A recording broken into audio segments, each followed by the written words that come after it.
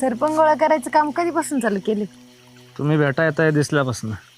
आणि मी जर आले नसते तर मी दिसणं बंद केलं असतं. म्हणजे ते सोडाव. तुम्ही मला भेटायला आलाय आणि तुमच्यासाठी मी सरपण पण गोळा केलाय. आता मुद्दा हा आहे की मोकळ्या वेळेत आपण काय करायचं. काय करायचं काय करायचं तेच मी विचारतीये, काय करायचं? मी पण तेच विचारतो की काय करायचं.